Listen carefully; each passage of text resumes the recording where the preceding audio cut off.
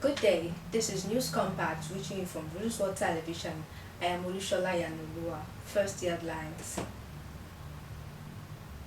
US cracks down on alleged ISIS finance network linked to Nigeria.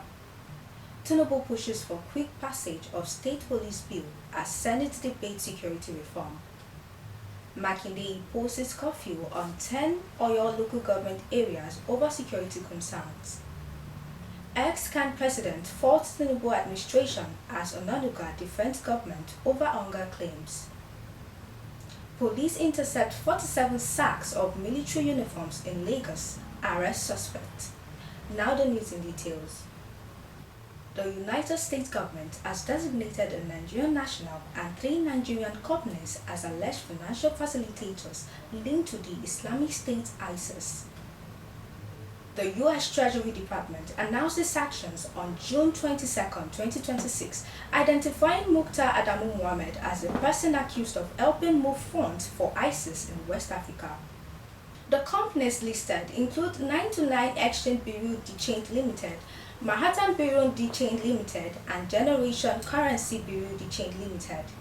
The sanctions block their assets under U.S. jurisdiction and restrict transactions with them as part of effort to disrupt terrorist financing network.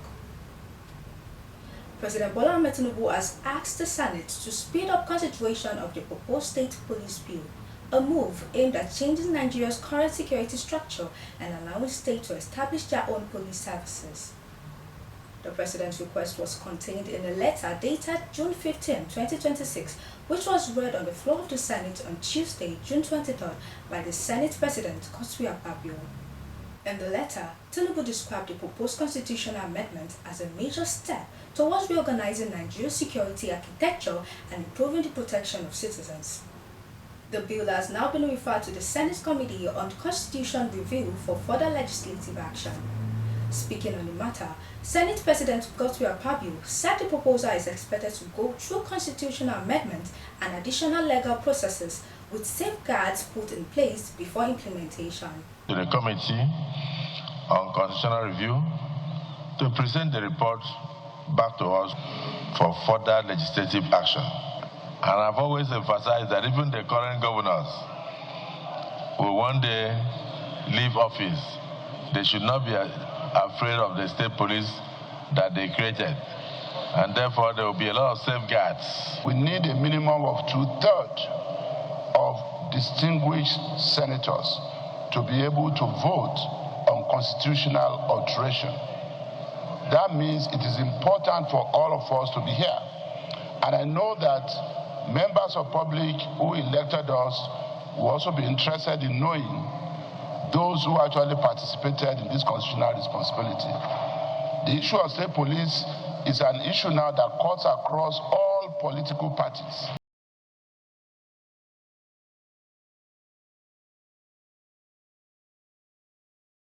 Supporters of state police argue that allowing states to control their own police services will improve intelligence gathering, strengthen community policy, and help security agencies respond faster to local threats. However, some lawmakers and stakeholders have raised concerns over possible misuse of power by governors, political interference, and whether all states have the capacity to properly fund and manage state police structures.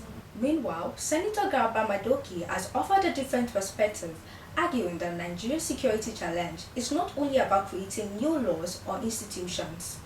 Madoki said the country already has several security laws, but the major problem is poor implementation. He maintained that enforcing existing laws properly should be prioritized alongside any new reforms. What we are saying is, saying we have laws, let's practice what we have first, so that we can see the difference and we can see the gap. Whatever is in the law today has no meaning, has not been practiced. So what is the guarantee that all alteration, anything can be practiced? Oyo State Governor Seyi Makinde has approved a 16-hour curfew across 10 local government areas of the state, following rising security concerns in communities bordering the old Oyo National Park. The directives takes effect from Wednesday, June 24, 2026.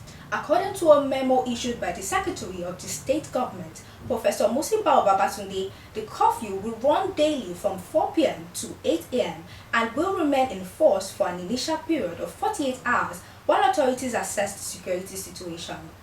The affected local government areas are Orire, Orelope, Irepo, Saki West, Saki East, Atisbo, Itesiwaju, Iseyin, Olorunshogo, and Atiba. Government officials say the measure is aimed at protecting lives and property in communities around the Old Oyo National Park, an area that has witnessed increasing security challenges in the recent weeks. Former president of the Christian Association of Nigeria has criticized the administration of President Bola Ahmed Tinubu over the economic hardship and security challenges affecting Nigerians. Reverend Ayo said many citizens are struggling with rising living costs, adding that government policies have increased pressure on households and businesses. Don't pretend to know what to do when you don't know what to do. Don't pretend that you can take Nigeria out of where it is now when you know you can't, and begin to plan to come back again. Listen, in one of the programs I did, I was mentioning, I said, look, I hear people say renewed hope. You must have hope first before you renew it.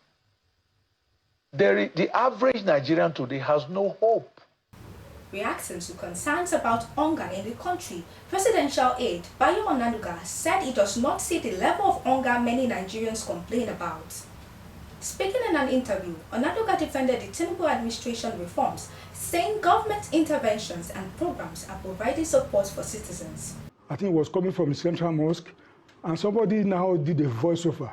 And that means we are hungry. Since then, people have been saying that, hey, we are hungry. Yeah, but I'm a Nigerian. Yeah. I have people working for me privately.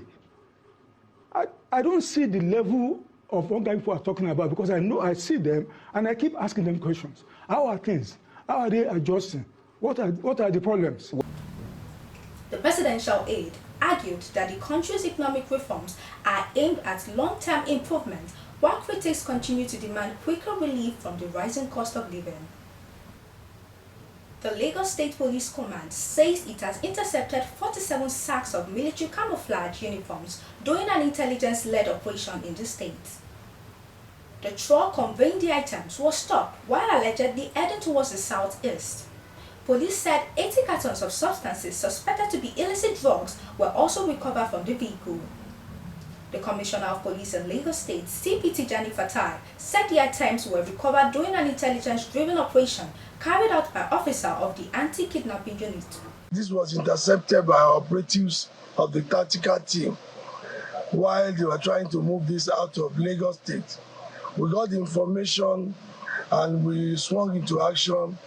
The vehicle that was conveying this, the lorry that was conveying the sacks outside Lagos to a destination somewhere in the east. There we got information and they were intercepted, and those who were carrying it were arrested. They are presently with us and we are investigating. The police identified the vehicle as an unregistered manned diesel truck, while some suspects were arrested in connection with the seizure. The arrested persons include Chinedu Davids, 29 years old, Ezeagu Chukuma, 38, and Ifeanyi Ogbeanyi, 45 years old. Another suspect, Indiamaka Emeka, 43, was also mentioned in connection with the operation. The police said preliminary investigations revealed that the military uniforms were allegedly being transported towards the southeast, but authorities are still investigating the source of the uniforms, their intended destination, and those connected to the movement of the items. That will be all on News Compact for today. For more updates, do visit our website at www.rulersworldtelevision.com. Do visit our social media handle, RulesWorld TV, and do follow us on all our social media page, X, TikTok, Instagram, Facebook, YouTube, all at RulesWorld Television. Once again, I am Olusola Iyanuoluwa. Thanks for watching.